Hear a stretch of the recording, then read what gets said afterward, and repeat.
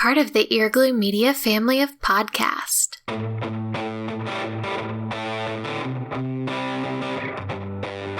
You're listening to the Cantina Cast, your home for thought-provoking Star Wars talk. Join Albert and Jonesy in breaking down the latest news, trailers, movies, and of course, your favorite characters from a galaxy far, far away.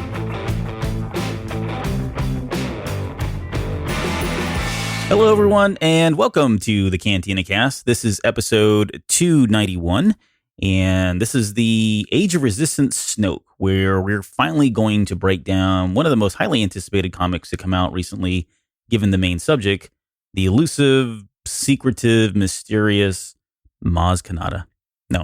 Yes. And here with me tonight is none other than Snoke's very first apprentice himself, Jonesy. Welcome back to the show. How's it going tonight? It's going great, man. Just got back from the jewelry shop. Give me some black onyx bling bling, man. Whoa. You know, Snoke has a ring like that, too. I don't know if you I want to be like Snoke. Yeah. He's just missing. He's like the pimp. Like, he's the original Star Wars pimp. We said that when we first saw him, when The Last Jedi was coming out, that he looked that way. And then with that bling of a ring that he's got on there, he's just missing like gold chains and a cap. I tell you, man, he has all the good lines, too. This guy's a player. It's nice. Yeah. Like, we need more like that in Star Wars. Yeah. Well, we got some of them in The Last Jedi at the Canto Bight. That's kind of his crowd. I would imagine him kind of hanging out with those folks. Man, I was hoping there was going to be like this awkward silence, and then it didn't happen. Disappointed.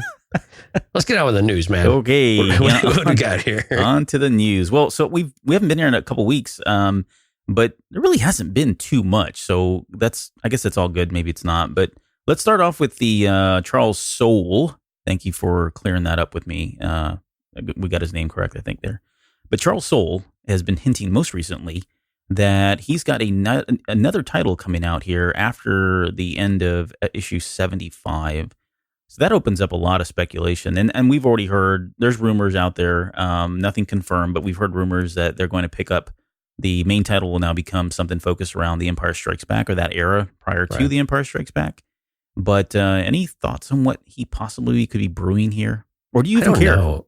No, I do care. I mean, do you not care because you're going to get it and read it no matter what it is? Oh, yeah, exactly. I mean, that's the thing. Charles Soule has done such a great job with everything that he's touched, especially, I think, with Vader and things. You know, it's just, you get excited just when you see certain writers come back to the table.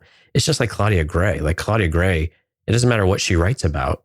It seems like it delivers a really great narrative, and she writes the character so well. And Charles Soule is really right up there in that same level of excitement. And I don't want to say class, different mediums and all that, but I just, the level of excitement you get with how he's presented the characters in the past, you can't help but be interested in what he's got next. And there's a part of me that wants it to be more of what he's already done because it was really good, but it's also really exciting to think through. I can't even think about what he would do because this guy's a bit full of surprises, but he's got multiple projects going, and I'm kind of hoping we get them all at once because I just want to consume it all. I think if he is writing if we get the stories around Empire Strikes Back, I really want to see, and I'm going to say this, and it may rub people the wrong way, especially some of the diehard Vader fans that like him for the Vader that we grew up with.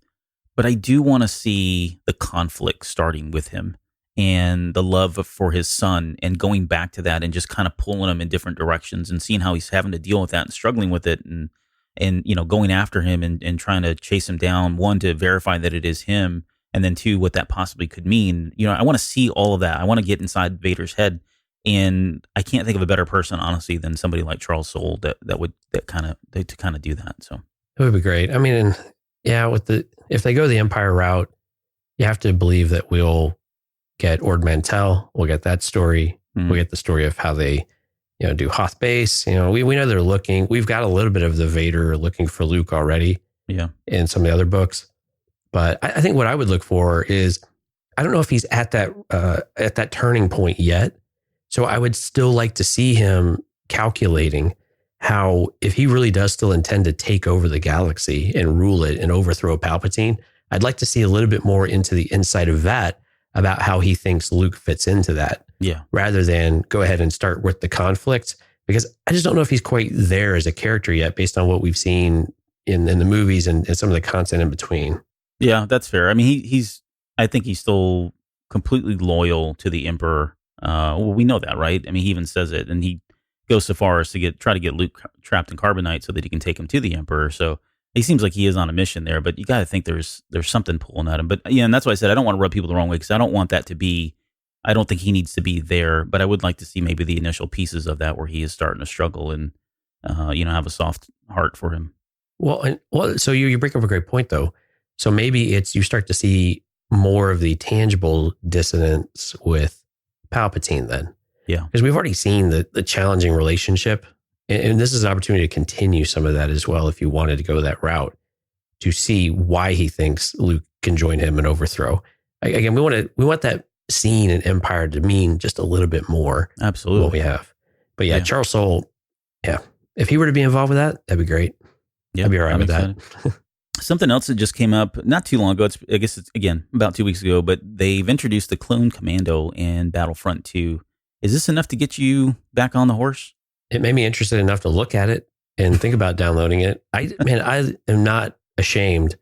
I am a huge Karen Traviss Republic Commando novel fan.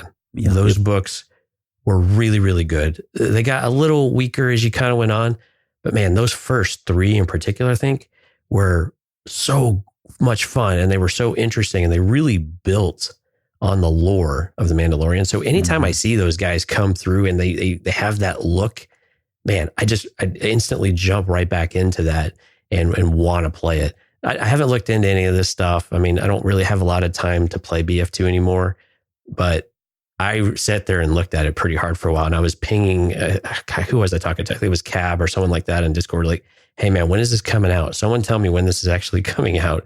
They told me, and I don't remember, but I think it's coming out here in the next month or so. Usually it's like a November release cycle, if I recall.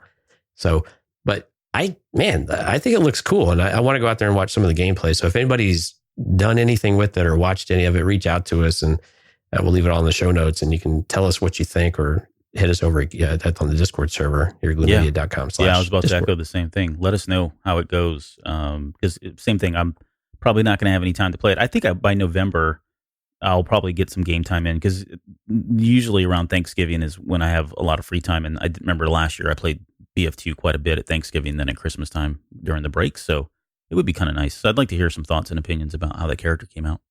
Cool. Well, that's something to look forward to there. We've got a couple of little tidbits here of The Mandalorian. It seems like EW's been releasing, Entertainment Weekly's kind of been releasing these little bits and pieces over the last week or two. But a lot of Mandalorian news here. Jon Favreau is set to direct an episode in season 2 himself. That's exciting for me. I think, obviously when you've got somebody who is the creator of anything, and you've got somebody with the chops like him to be able to write and act and direct and produce, and this is kind of his, baby, literally almost. I think this is going to mean good things. And now I'm curious as to what, and we don't know anything. This is going to be really hard to speculate on because we don't have a lot of information even about season 1. But I think by the end of season 1, we may have a good understanding of where he would probably want to pick. Because I mean, he's going to get pick of the litter in terms of what story he wants to tell in season 2. But I would think it's something significant, or at least something that's super meaningful to him, to be able to or for him to jump back into the director's chair for this. But any thoughts around Favreau coming in and directing an episode? Man, I keep agreeing with you on everything today, but the guy is like, everything he touches these days seems to be at least silver, if not gold, right? So he's just kind of got the Midas touch right now, and it's nice to see him get back into that seat, because I've liked what he's done with his movies. I think he's always done a really good job, and man, he loves this content. Yeah. So this is a really exciting thing to hear. And again, we haven't heard as much about how much involvement Filoni's got in this one, or who all the directors are. That's still all taking shape. But I want to see the whole landscape. I'm glad he's added to the mix. I was a little surprised he didn't do it in season 1, but writing the script and then trying to set the tone for the entire series, I presume, was taking a bit more precedence. But what do you think about some of the pictures that we got?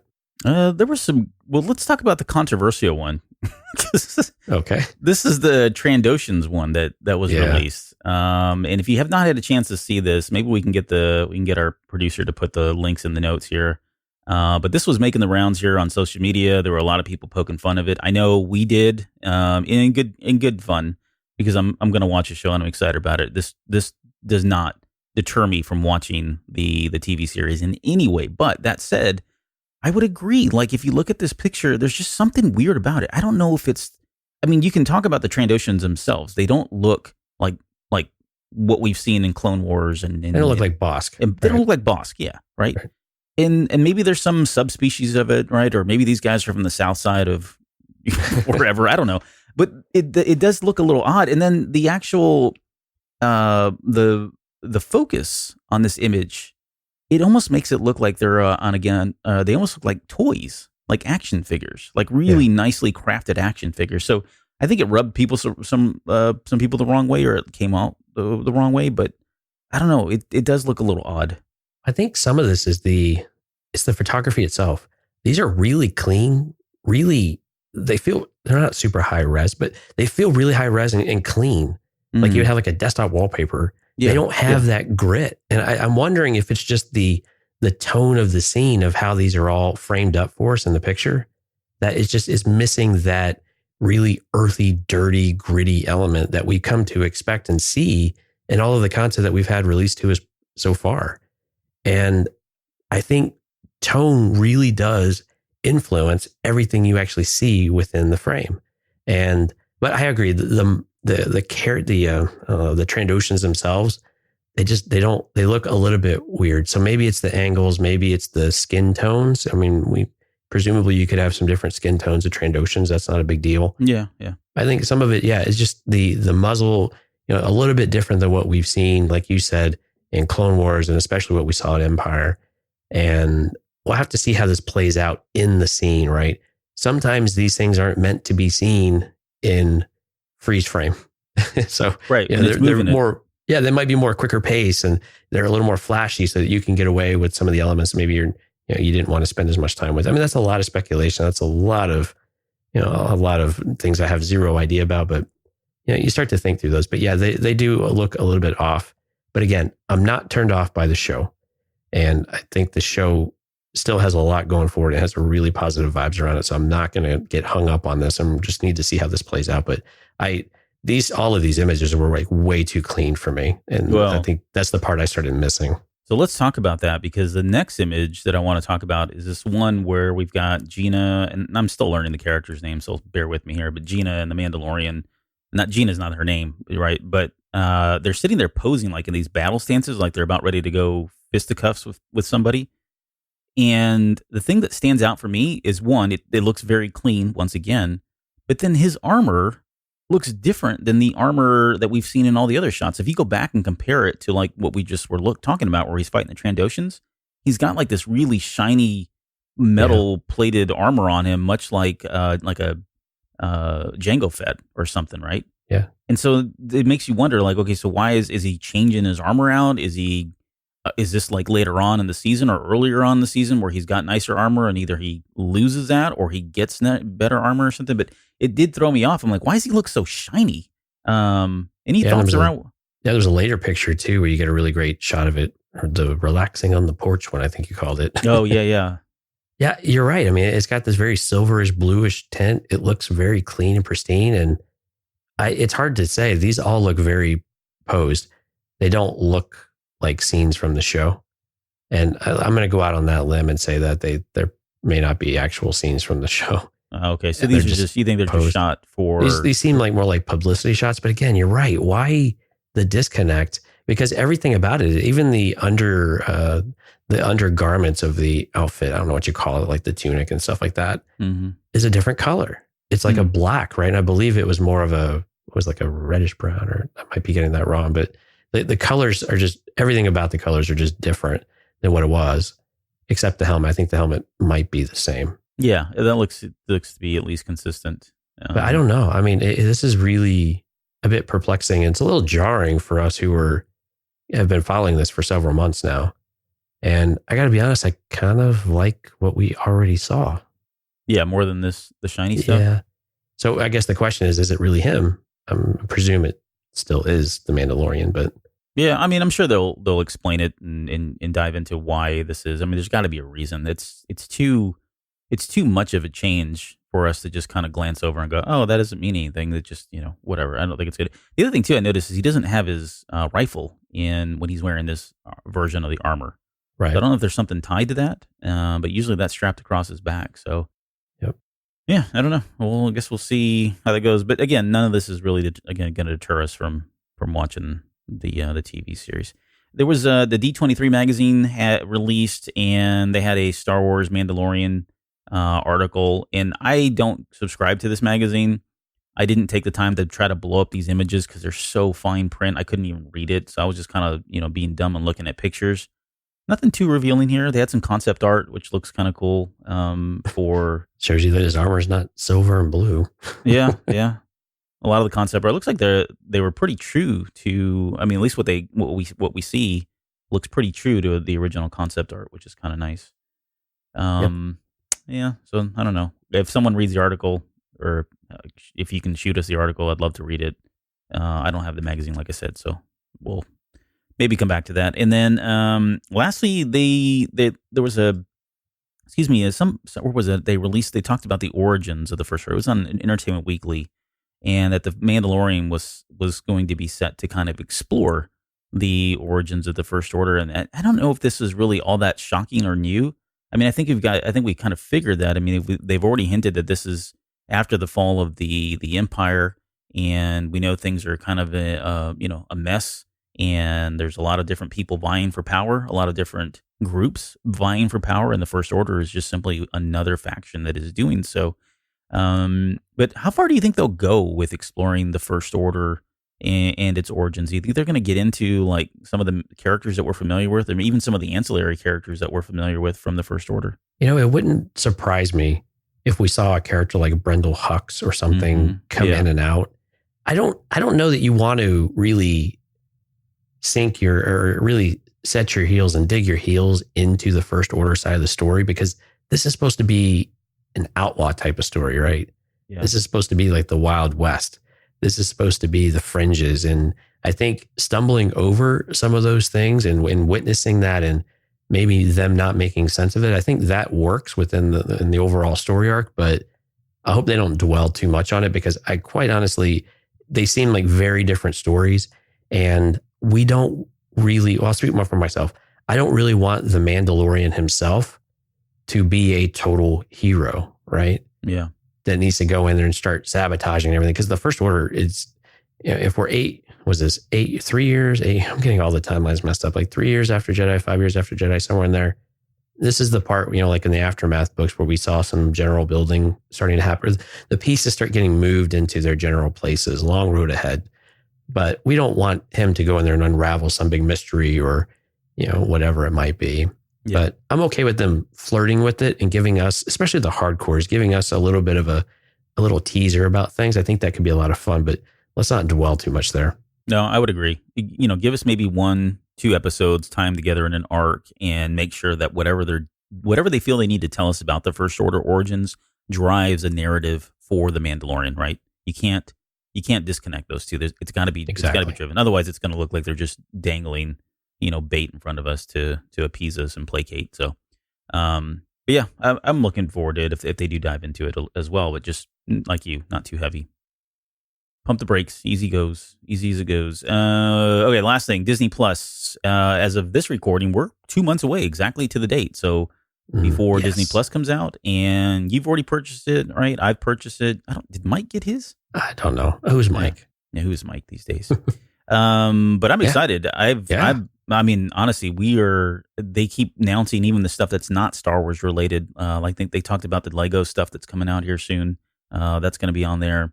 So I'm excited about all of it going back. But one of the things that just came out, either today or yesterday, were these thumbnails for all of the movies, the main movies. So the original trilogy, prequel trilogy, and the sequel trilogy.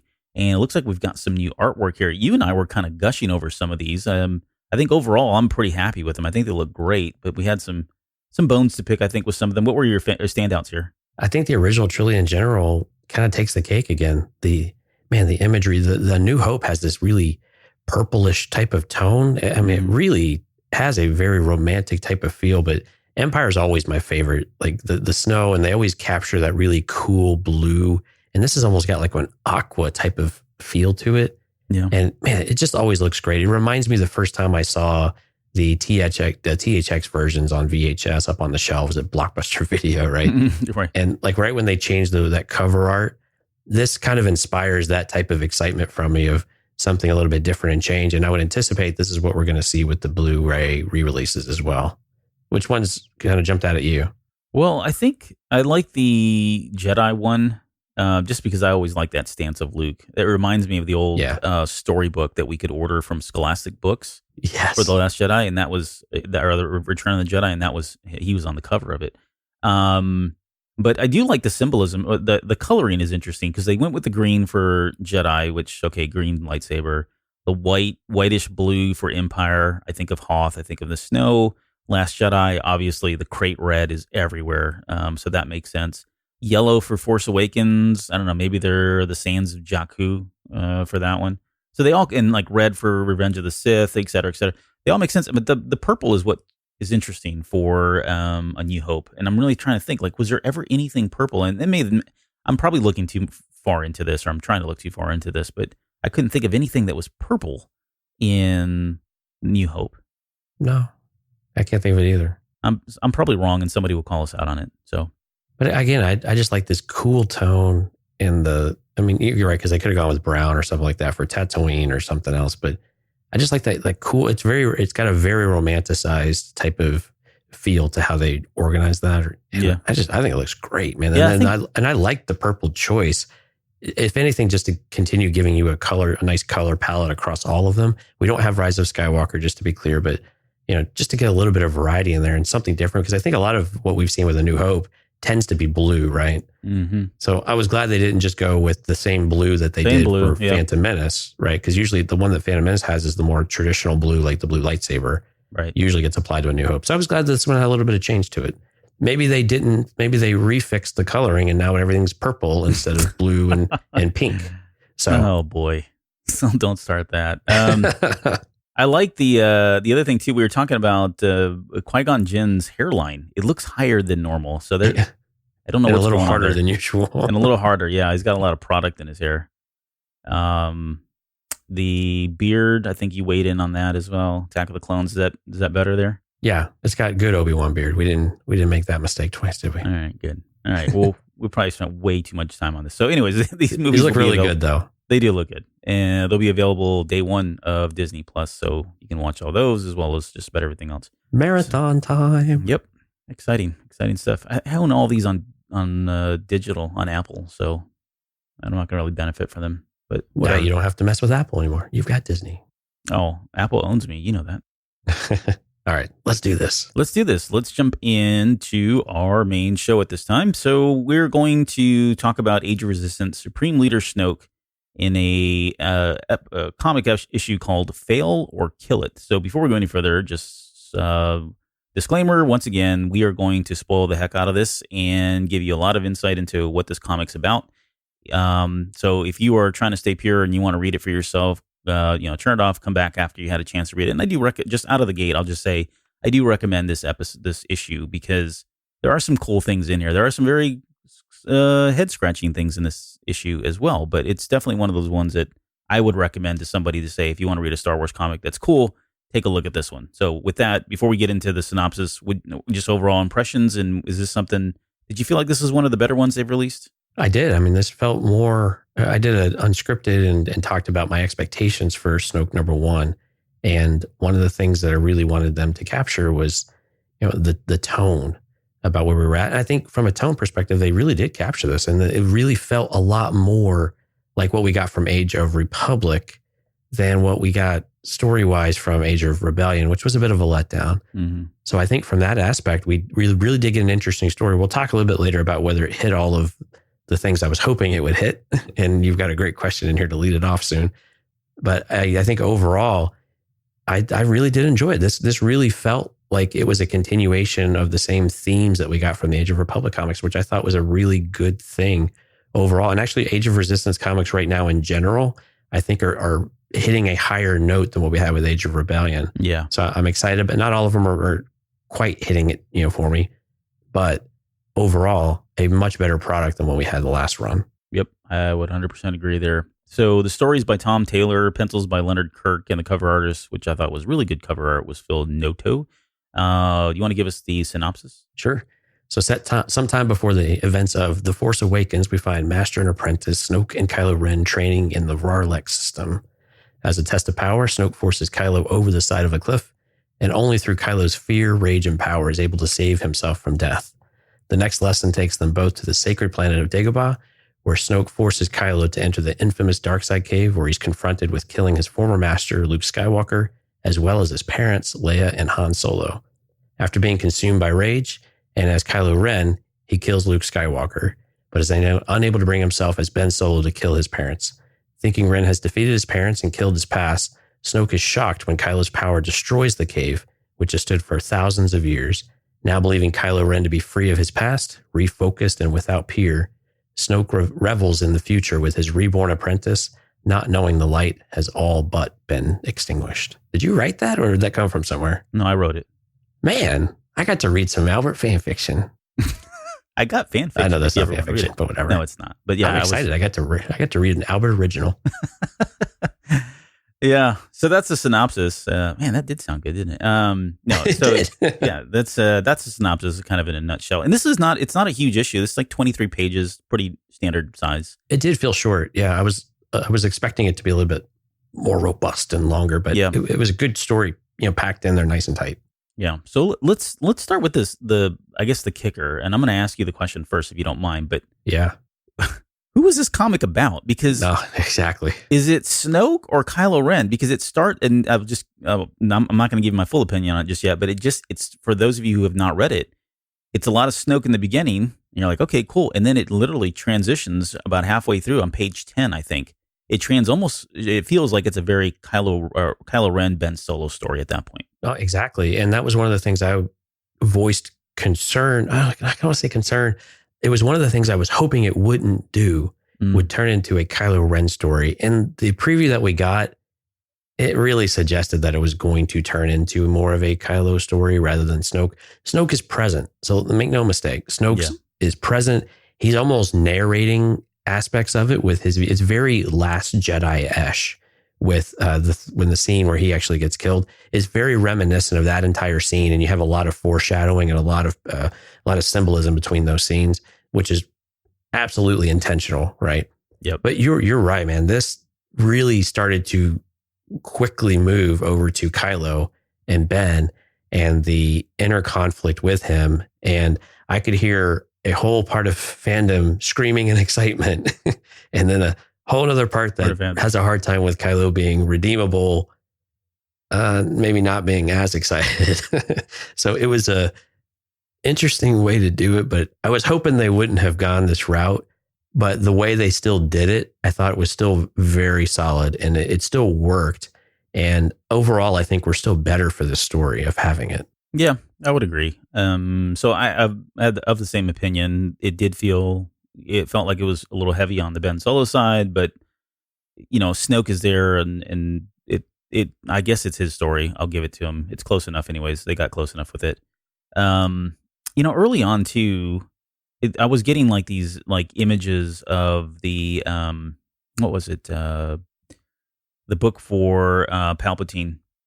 With a Plagueis novel, yeah, where he was, training Darth Maul and some of that stuff. It felt very similar because they're, and this is not uncommon, right? I mean, if there's only a master and apprentice with the Sith, then they're always out there doing these crazy type training techniques. But this whole idea of where Snoke's got him floating, I mean, he's in when it opens up, he's sitting there holding Kylo Ren above, like floating in the air on this high cliff. And he's, trying to ask him, he's asking him if he's fearful, are you afraid? And, and Kylo's saying, no, I'm not afraid. And then he just kind of lets him go and drops him.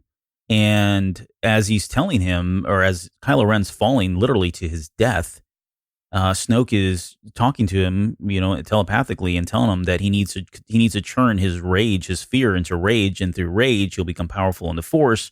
And that's the only way it's going to save him. And so he does that.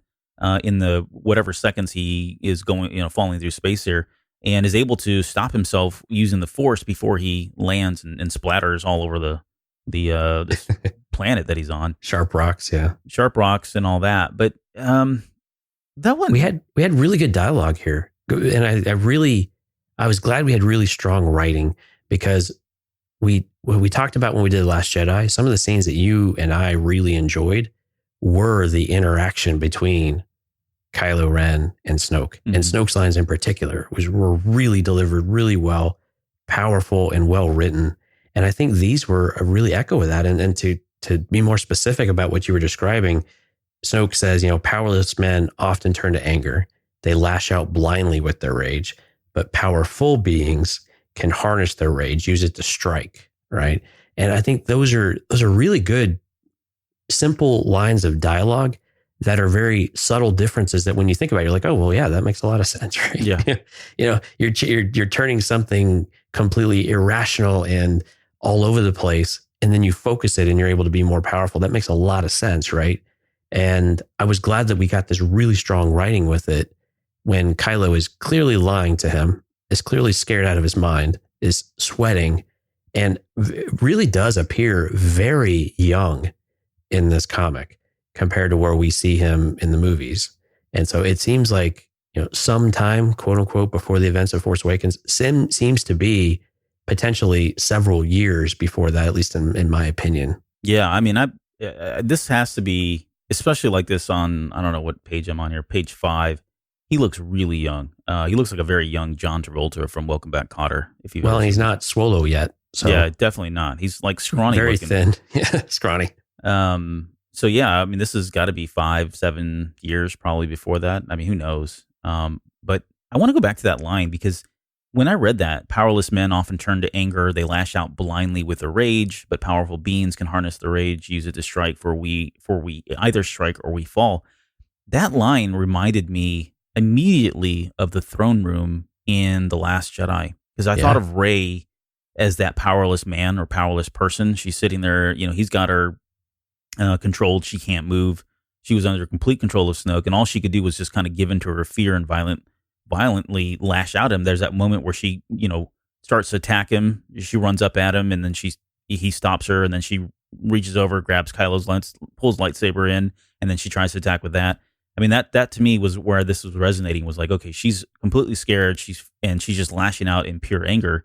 And it was Kylo in that scene who was the one, because he was afraid, but he was able to turn that fear and harness it and use it to strike down his master, which I thought was kind of cool. So I don't know if that was intentional or not, but that's exactly where my mind went when I was reading that line, that was almost verbatim what was happening in that scene in the throne room in The Last Jedi.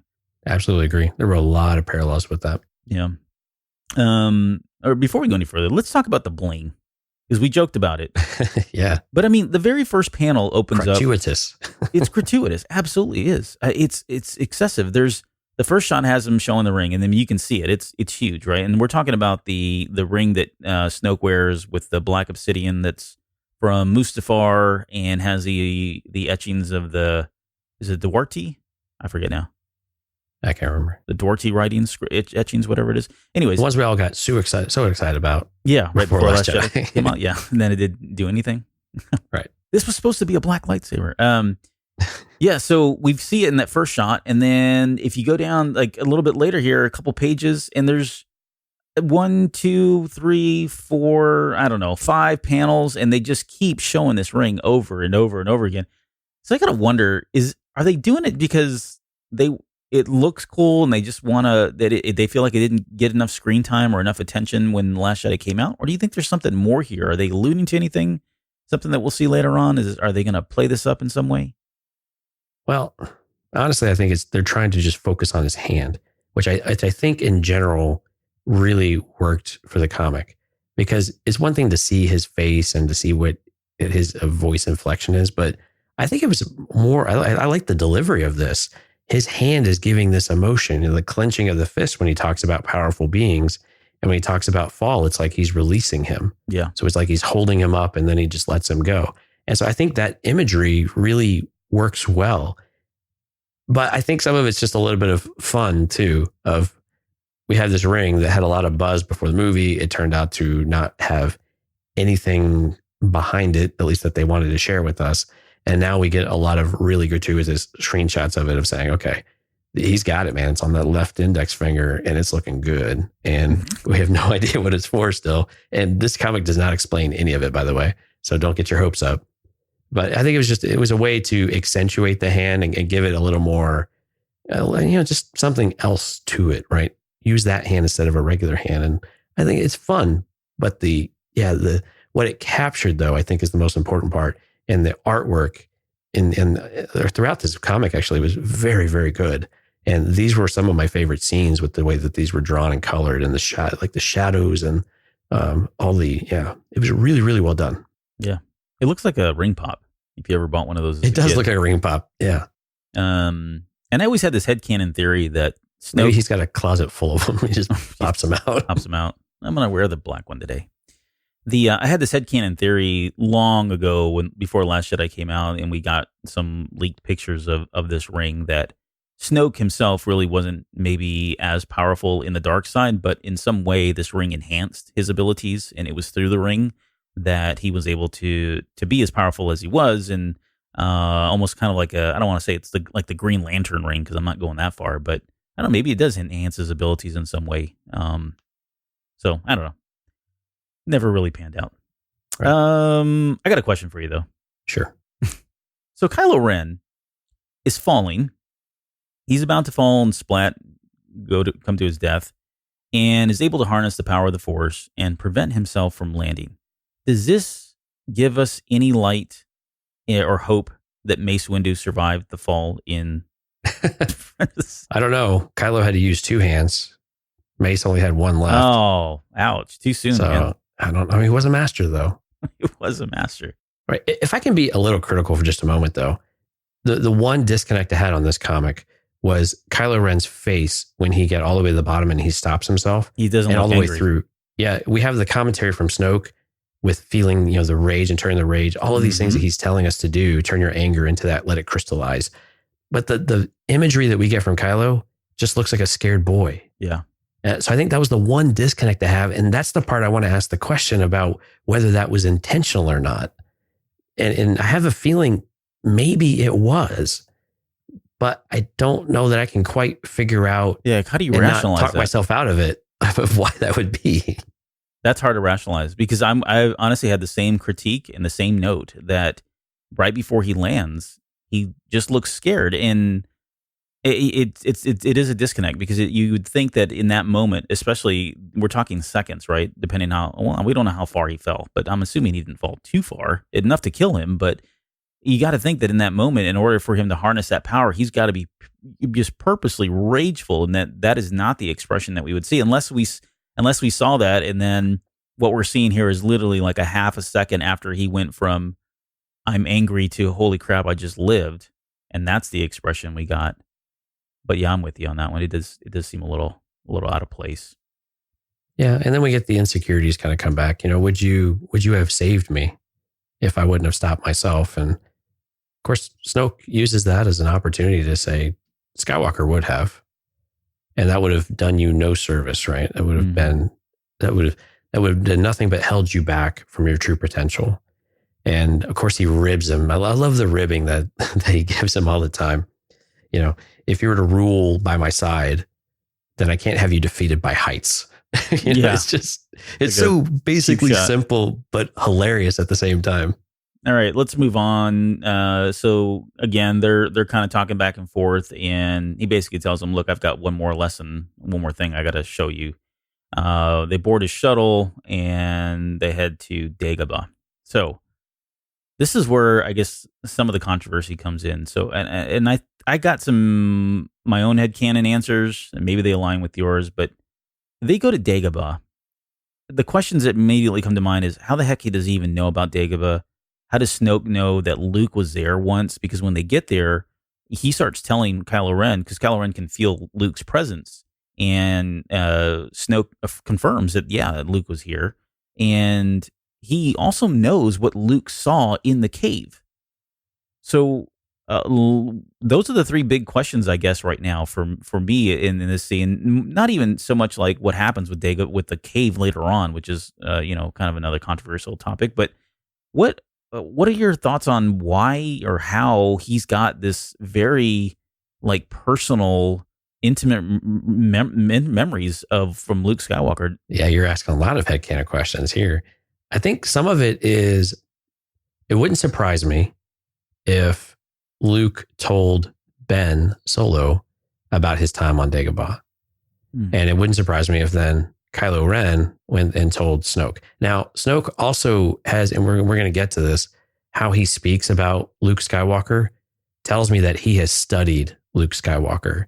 And presumably Luke has maybe been open and shared some of his experiences. So where he was when he had this training or with Yoda might not be top secret. They might not be, something you're on the news talking about, or on late night TV, but it might be something that has been, circulated for a while, because, stories do get around. You do tell a story from here or there, and it does get around and move around. Yeah. And depending on how Snoke's relationship with the family, I think in general, began, or how that was at any point in time, presumably he would have picked up on some of that. But also, I think if he's been steeped in the dark side, then we also know that Palpatine and company are all about research as well, right? Yeah. Knowing your enemy, studying them for a long time, plotting what you want to accomplish. Those are all Sith-like behaviors. And we can argue whether Snoke is Sith or not. But I think when I think about it that way, I think that's where I land on that topic of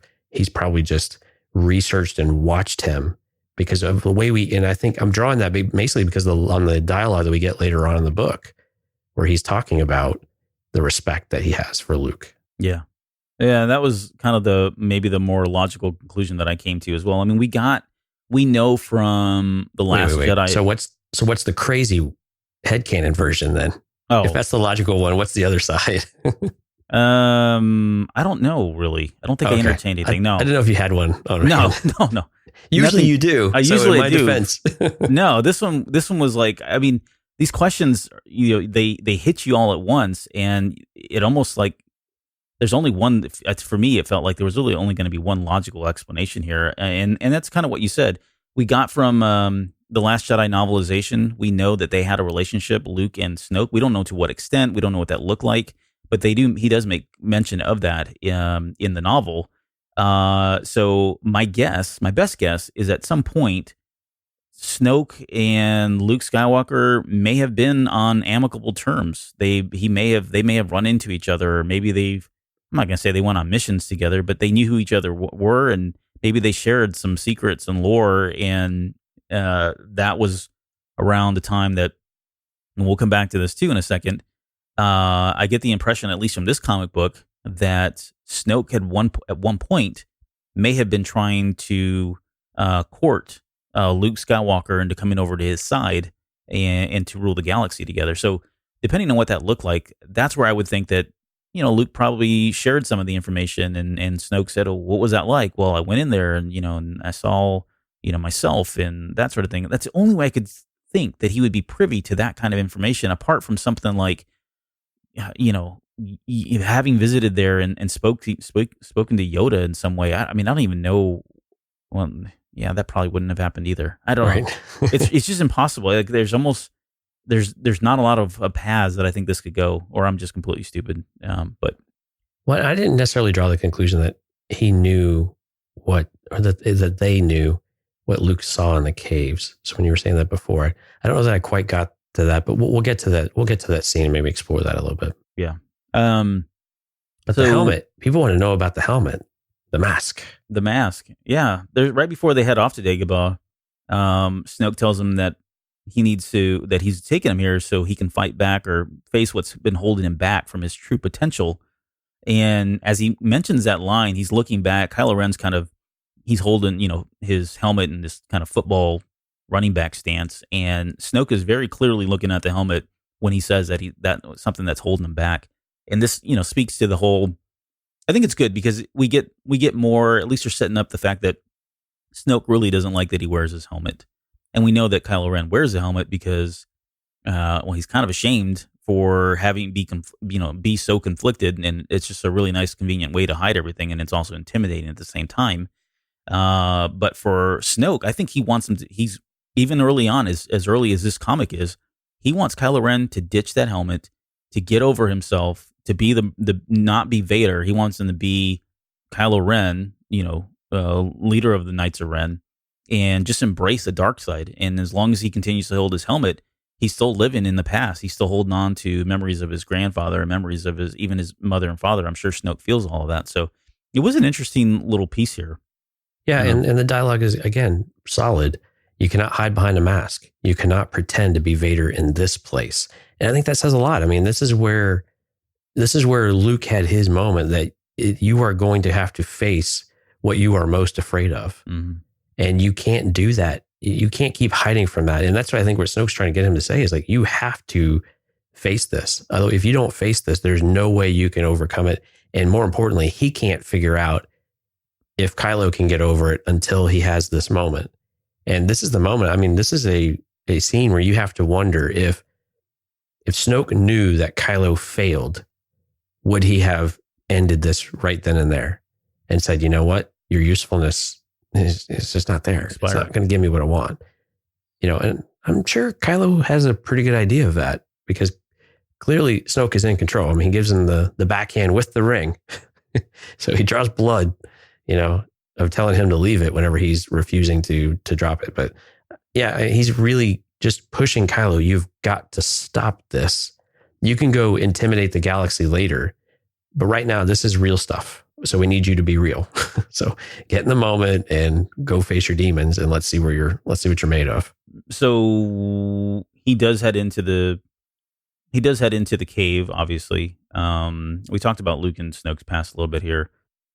Let's talk about the question that he asked because it's very well. Let's talk about a little bit more about Luke and Snoke, because there's a line in here where he's kind of gushing about Luke Skywalker, being great. Snoke. Yeah. And Kylo Ren finally asks him, he's like, why do you speak of him that way? And he says, what way? He says, with respect. He says, well, he earned my respect and my fear. And Kylo retorts, he is weak. He says, he is not weak, he's misguided. And then he really digs into Kylo by saying, if I had your uncle by my side instead of you, the galaxy would have been mine a long time ago, buddy. But he didn't put buddy. That was me. I added that in there. We got no reaction from Kylo. I was a little disappointed we didn't get to see the reaction that line, because that line has to cut deep. Mm-hmm. So what do you think there as far as he's obviously earned his respect and his fear. Again, I think this just speaks to the relationship. Like either they were confrontational in some way or the fact that he was able, if he did try to court him over to the dark side and become his apprentice at some point or team up with him in some way, and Luke was able to shun him out as he did with the Emperor, that would certainly earn his respect. But the fear part is very interesting, though. Well, and this speaks really directly to what we saw in Force Awakens, I believe, right? Where when they're looking for Luke, we know that Luke can completely unravel all of this for him. Yeah. However that actually means, but what he really firmly believes is the only person in the galaxy that can stop him from his grand plan, grand design, whatever you want to call it, is Luke Skywalker. And again, it's rooted in this. And I really want to know, like you're saying, I really want to know what it was. What is it that has done it? What did Luke do to really put this kind of concern into someone to where you have to really take note? And maybe it's just he can just feel his power. And Luke, he called him one of the most formidable Jedi. We haven't seen what that actually means, at least in the context of between Return of the Jedi and Force Awakens.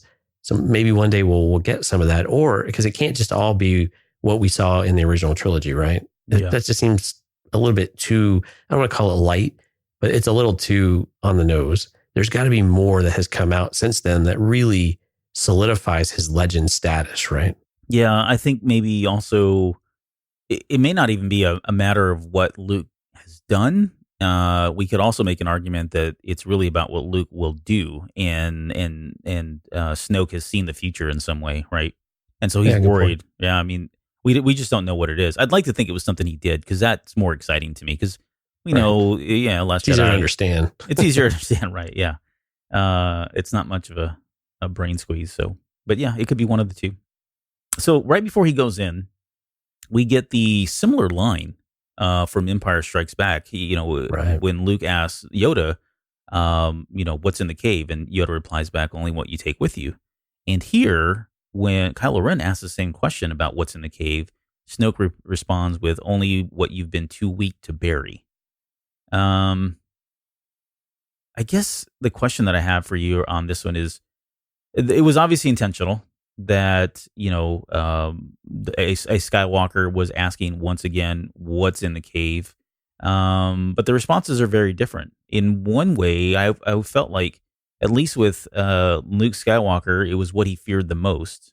And that was him becoming, his father, right? Or becoming what he was destined to become, and what he had been told he had been destined to become. And then for Kylo Ren, I don't know if it was so much a fear. I mean, I guess you could make an argument that what he saw in the cave was what he feared the most in Luke Skywalker and Leia and Han Solo, or maybe the confrontation of light is what he feared the most, because he was on the path of darkness and he was really trying to suppress all instances of light. And what scared him the most was seeing three pivotal characters or people in his life that could pull him away from the dark and pull him back to the light. And he was scared that knowing that was a realization that was something that was very possible and feasible. But I don't know. Am I making sense there, or was there more or something different? I guess there. No, I think that's absolutely right. I mean, we keep saying you have to kill it, right? You have to kill it, and that's exactly what he needs him to do. I think the other point that came a couple of panels later is the contrast. Remember, Yoda says, "And you must go," right? Yeah. And Snoke conversely says, "Or you can run away if you'd like." Right. So you get this, like you pointed out, you get this contrast of what they're telling their apprentice of what they have to do. The Jedi believe you need to go and confront your fear and face it head on. And the Sith, if you will, a very different perspective on that. But I think you're right. I mean, he's got to find some way to completely cut that part off of himself. Right. Yoda was basically teaching Luke that you have to understand that these are the things that are in front of you, and you need to find a way to handle it and deal with it. These others are like, no, you've got to completely not suppress, but you've got to completely excise that from you, because that's what's going to hold you back. And you can't do that until you've physically removed it from your life. And that moment, if he's able to kill Han and Leia, then you'll be able to do it in real life too. You have mentally prepared yourself in order to do this in the real world. So when you come to it, you don't hesitate. Yeah, I like that. So he doesn't take his helmet in here, and I had a question around the. I don't think he took it off the ship, did he? No, he didn't take it off the ship. I think he made him leave it there. But it reminded me of Yoda telling Luke, he says, "Your weapons, you don't need them," and Luke takes them anyways, which always bothered me. And I don't want to get off on a tangent here, but it always bothered me because it was like, okay, he obviously needed it when he got in there. So what was Yoda really trying to teach him by telling him that he didn't need it? Did he just not know, or was he setting him up for something else? A Jedi only uses the Force for knowledge and defense, never for attack. No. Get out of here. That stuff. No. I'll just leave it at that. Just leave it at that. Let's talk about this great scene, though, with Kylo and Luke, though. Some really cool art on this page. Oh, yeah. The whole thing is lit up, but the coloring is really impressive, too, I thought, for some of the Star Wars comics that we've got. Ignite the green. He's got Luke starts off with the quote, "I don't want to fight you," which echoes what he says to his father, Vader, in the throne room on Return of the Jedi. And Kylo just responds back with, "I don't care." Like, it's very clear from this comic book that, yeah, he has problems really confronting mom and dad, and he's probably, at the end of the day, he's not the cold-blooded killer that he thinks he is, especially when mom's in front of him, maybe dad, and he turns to be. But Luke has pissed him off. But he hates freaking Luke Skywalker. I mean, make no mistake about it. Like, doesn't even hesitate, and he just unleashes, fury of hell on him in this whole thing. I mean, every one of these shots, he's like fully arched and just slamming down. And, he's got these faces, or he's grimacing, and you can just see the hatred in his faces the whole time. And while this is going on, Snoke is just egging him on. I mean, he is just fueling his rage to the point where he finally is able to strike him, and he cuts him. It's not even like a stab. This is like a cut down the shoulder all the way down into, past his heart. It's pretty brutal, although there's no blood or anything, but with the way he strikes him down is pretty oppressive. Right. Strike against the light side within you is what he says right before he delivers the killing blow. And yeah, this is very reminiscent of what we had in the throne room in Last Jedi again. You just have this commentary. You have this,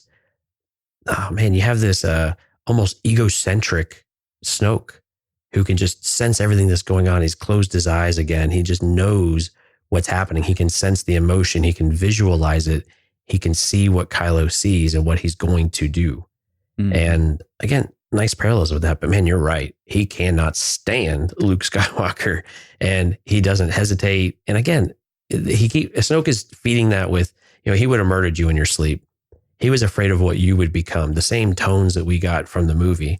And I thought that worked really well. But again, like, killing Luke doesn't necessarily kill the light within you. And I think that was really powerful when we get out of this scene.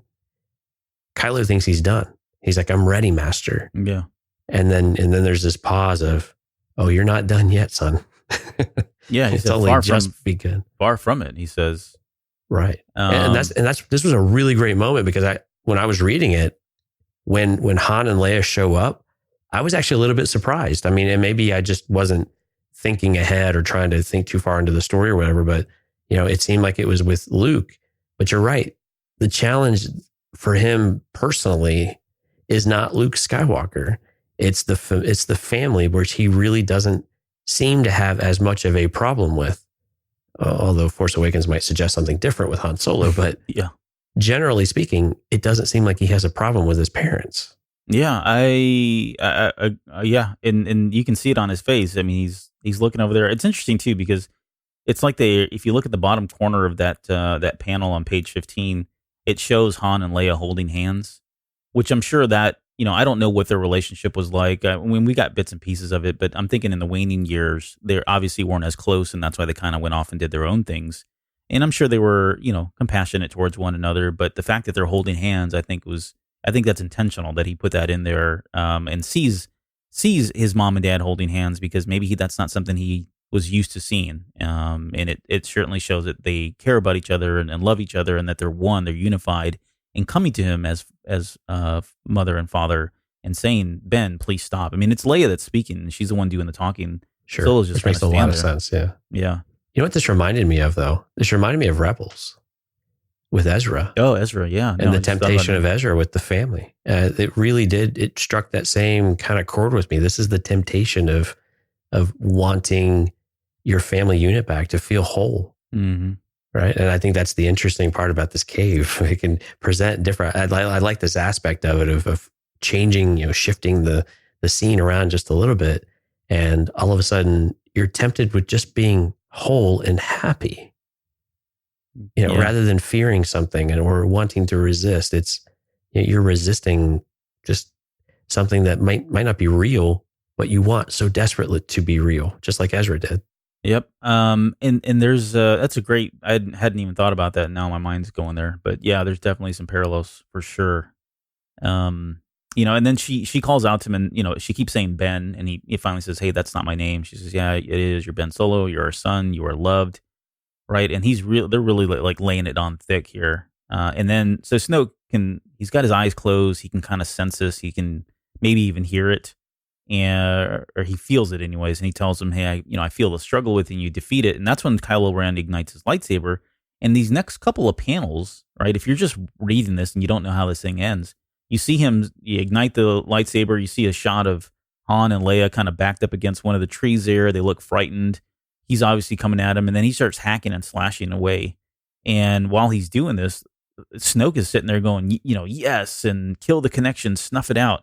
He really is, reveling in the fact that Kylo Ren is extinguishing all the light from him and finally becoming that person that he wanted him to become, the person that no longer would have to wear this helmet and hide behind, his family and become that, that dark entity that Snoke wanted him to be. And you get that this all happened. And in the very next panel, none of that happened. He was actually just slashing away at the tree, cut off all the limbs, and then stabbed the tree through the middle. And both his mother and father are just kind of looking at him finally there.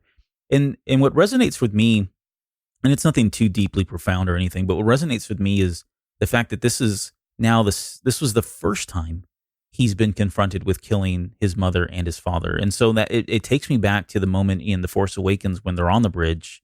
And, it changes that scene a little bit for me, because when I see that now, and I went back and watched it tonight, you think about it, when they approach each other on that bridge, Kylo Ren's already experienced this before, right? He's already been given this moment, this opportunity to kill his father, maybe not his mother, which he has later on in The Last Jedi, but with his father, that's not the first time he's been confronted with it, and he couldn't do it then. But he could do it in The Force Awakens in the second time. And it just takes me back to that line about there's something I need to do, and he'd ask him, will you help me?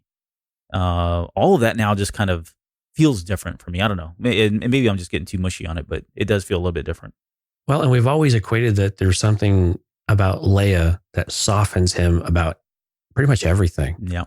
And so, you still have to say, okay, I mean, there's a faction of people that firmly believe, Han, did this to himself type of thing, right? That he helped him, I don't know, get over that by sacrificing himself. But I think there's another faction that says, Leia is the one she's the glue to this family. She's the only thing that's made it even remotely elastic enough to stretch and still hold together. Yep. And this scene suggests some of that, right? Of saying she's, like you said, she's the one talking except for one line where Han says that his name is Ben Solo, but the rest of it is Leia. And she's the one reaching out. She's the one making the effort. She's the one with the, you are loved. And without her, it just suggests that she is the one in the family. And it just, oh man, it begs a lot of questions about how Han fits in and what their true relationship is. Because again, we don't get a feel that Kylo is holding anything against Han Solo in the scene. And it's just difficult to understand if that's just because Leia's there, or maybe he's just, or maybe there's just not as much there as what we've made it up to be. Yeah. No, I think she definitely embodies the light. She is probably the one constant in his life, even as busy as she was as Sure. with the New Republic. I think she was still the only constant that he had, really, even with when Luke Skywalker came into the picture. So definitely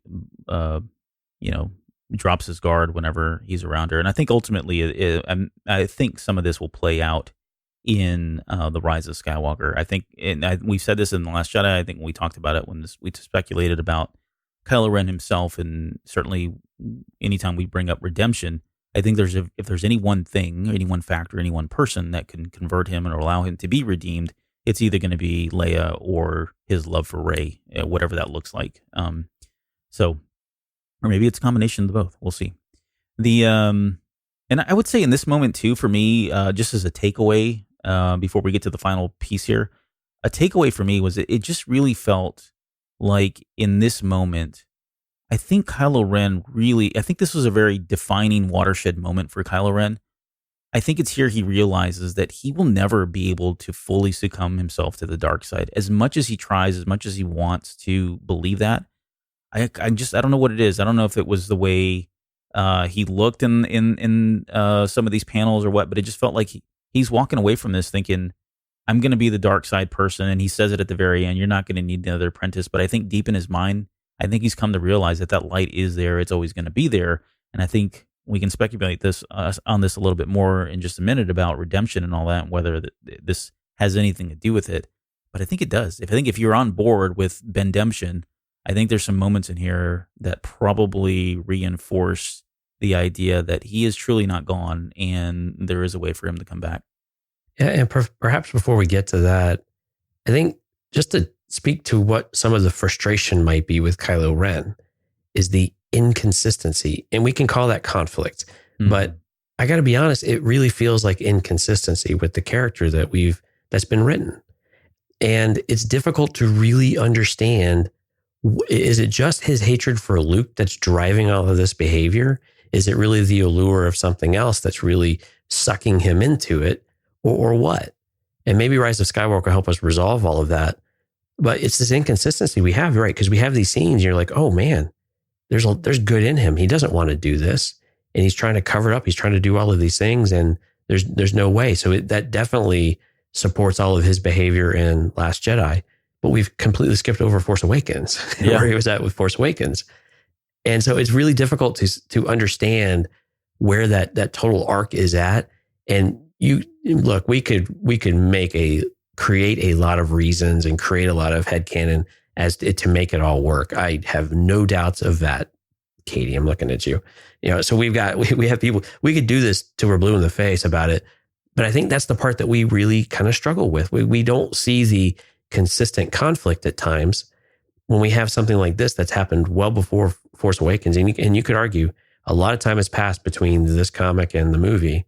Yeah. So things have changed, and Snoke's been able to work on him and build that confidence up and find a way to embrace the mask and things like that. Maybe not. But I think that's the part that's just frustrating. We wanted to see, you want to see those walls break down if you want to go the redemption angle, but you really just need to understand where the character's at. And we've had a really hard time really associating with him. At least I've had a hard time associating with him about where he's at and what is driving all of these behaviors at a very fundamental level. And I don't know that we've had a really clear answer for that. And maybe Rise of Skywalker will finally do that for us. I hope so. Yeah. No, I think you said it. I think it's the best explanation I can come up with is there's still 3, 5, 7 years that pass between this comic book and The Force Awakens, and we don't know what level of manipulation that Snoke puts Kylo Ren through to get him to where we see him in The Force Awakens. So my guess is if there's anything, it's going to be in that time frame that kind of matures. Yeah, we're probably going to fill in the blanks as we get out of Episode 9. Yeah. So the comic ends with him basically, congratulating Kylo Ren, saying that he's done well and that this whole trial thing that is finally over. And he says, "I would like to see," and it cuts off. I didn't understand what he was speaking to there when he says, "I would like to see." I don't know if he was like to see him. I would like to see you. I would like to see the aftermath. What? I don't know. I don't know. It was a weird line, and maybe there was nothing there, and really it was just meant to have filler so they could cut him off, so that we would have the next scene where the cave blows up without a lot of explanation. And if you got a great theory, I'd love to hear it. But yeah, the cave blows up, and Snoke tells him that your show of power is impressive, and tells him, "Hey, this cave stood here thousands of years." And Kylo just responds back, "The past is the past." And we get the last two cool lines, and I'll turn it over to you to kind of comment on it. But he says, "I hoped to bring other apprentices to it being the cave." That's what Snoke tells Kylo Ren. And Kylo Ren responds back, "You won't need other apprentices." And that's kind of how the comic ends. So there's a lot to unpack there, I guess. But with the cave blowing up, did that bother you in any way? I'm still trying to figure out how I feel about it, to be honest with you. How did he even blow it up? Well, I mean, you could argue that he just had a force fart. He just kind of force pushed it out, I guess. Yeah, his rage, just blew a hole in the ground. But I think it's more about, was he trying to bury, I guess the other question is, how are these truly visions of what Luke and what Kylo have faced? Or are they real physical things that somebody else would be able to see? I think we've always assumed that they weren't real. They were phantoms or phantasms, or whatever you want to call them. But this leads you to believe that they were physical in some way, and that he had no recourse but to blow it up so that Snoke wouldn't see that he had not killed him. Exactly. You're hiding the evidence, right? You're putting the body in the trunk and driving out to the landfill. I mean, it can't. Whoa, that got dark real quick. I didn't think that through all the way.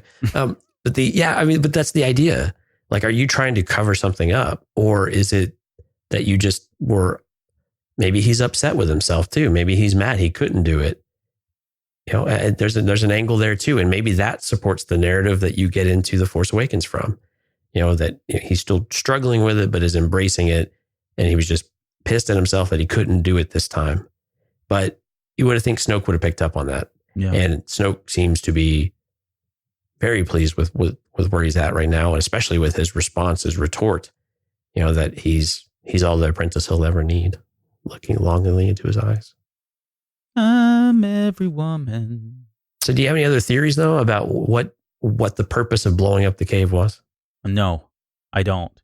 And I've probably spent more of all the things in this comic book. I've spent more time thinking about why he would blow the cave up, other than to hide the evidence, other than to hide the fact that he wasn't able to kill his mom or dad.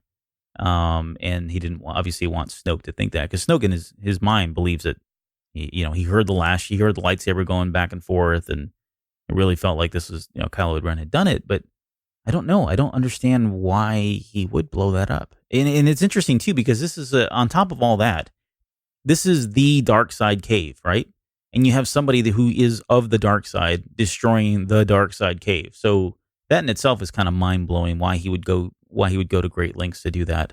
Even if it wasn't for him trying to hide evidence, what does he gain from destroying this? I mean, maybe the dark side is present in that space. I don't think it's necessarily limited to a cave. He's standing in a big gaping crater now. I would imagine the dark side is still very much present in the crater. Now it's a dark side crater. So everybody can watch you hallucinate. You can't even hide it.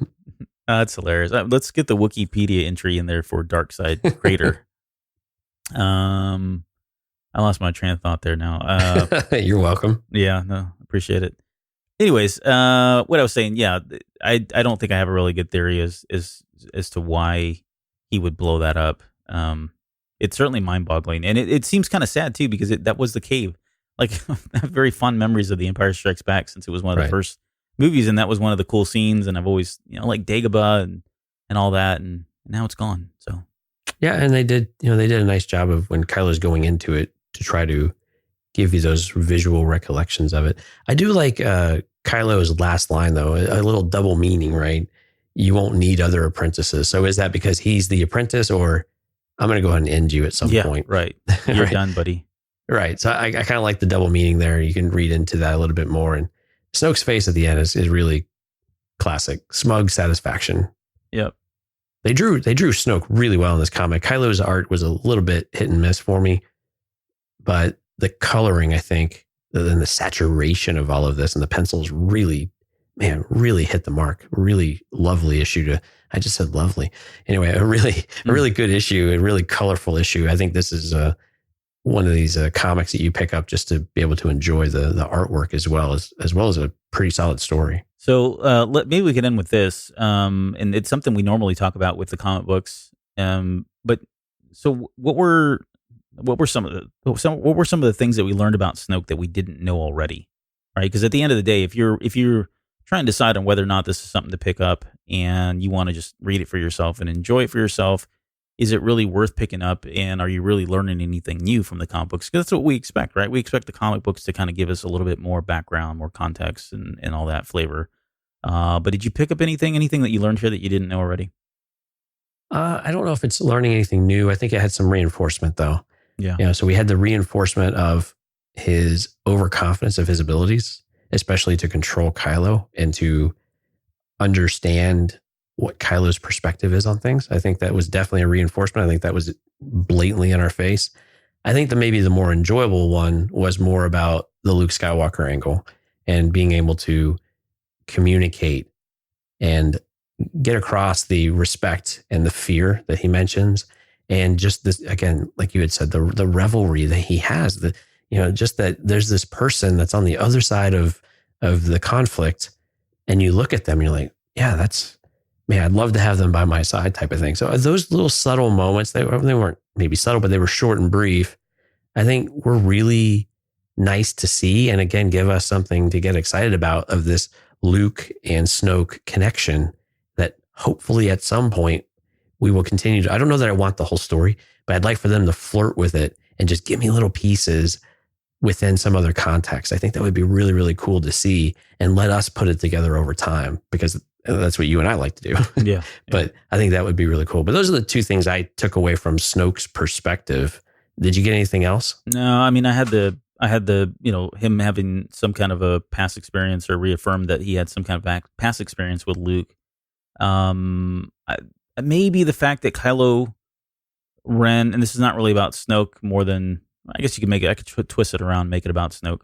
But Snoke has been deceived yet again by Kylo Ren. Kylo Ren, this is the first time that he has lied to him and has been able to hide what was happening and what he was thinking and what he was feeling, suppress that in some way or misguide him in some way. And then we see that again in The Last Jedi in the throne room when he's obviously, planning to cut him in half, and Snoke is unable to see that because he's trying to be in tune with what he thinks Kylo Ren is doing. So those were very similar here. We got both of those scenes in the comic and the movie.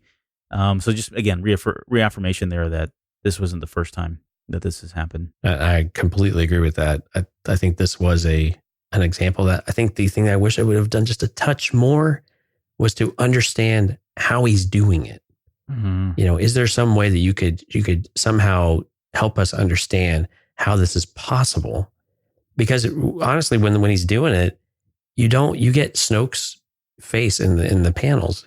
You don't necessarily get an idea of what's going through Kylo's head. At least in the movie, you have the visualization of the hand and the things like that. Yeah. So you can understand how he's manipulating Snoke.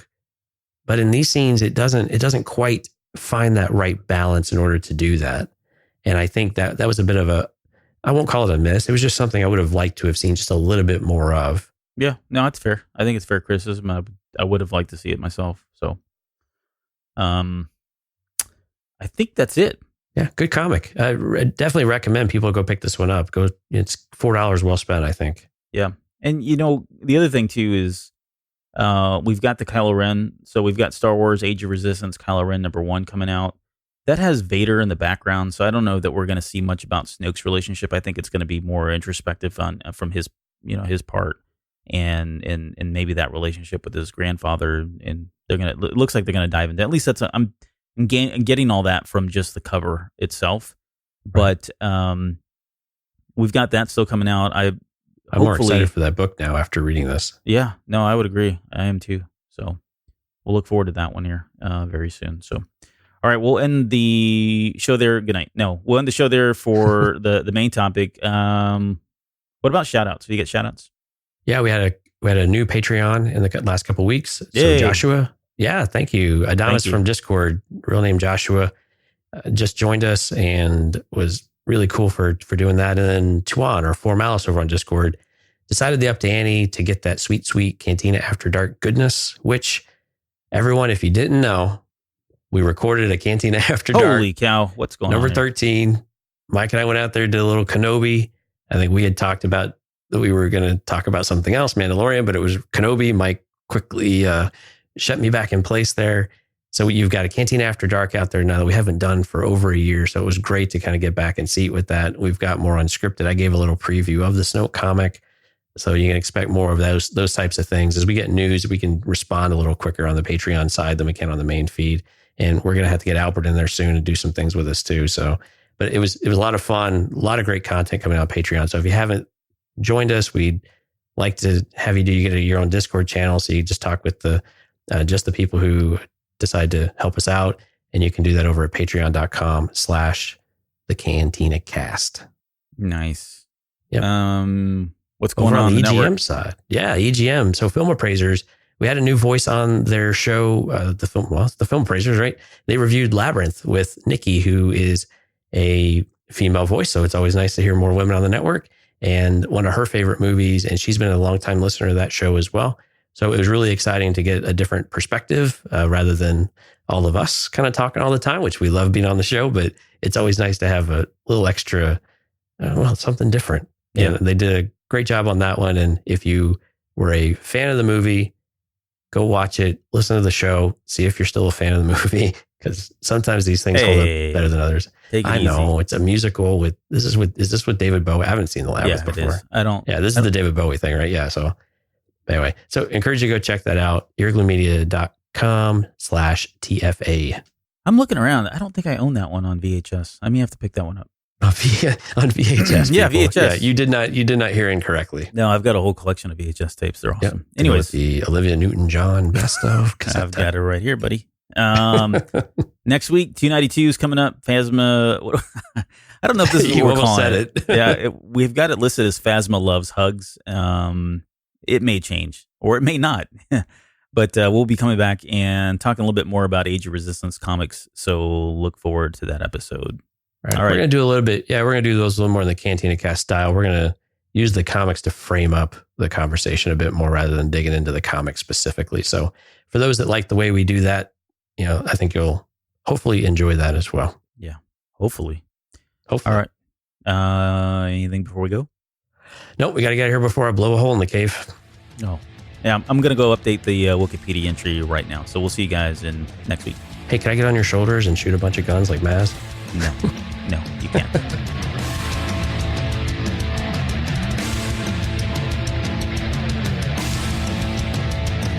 You're still listening? Wow, that's amazing. Well, I'm here to give you the disclaimer. Normally we do a big, long, drawn-out disclaimer thing saying what's what and who's what and all that other stuff, but I think you guys kind of know that Lucasfilm and Disney have no affiliation with us at all, and we have none with them. We talk about Star Wars, which is their property and all that other good, fun stuff, but I think you can tell which is our stuff and which is their stuff. If you can't, well, then send a lawyer to send an email to me, and I'll be glad to chat with them. Other than that, you know what's what, so that's your disclaimer.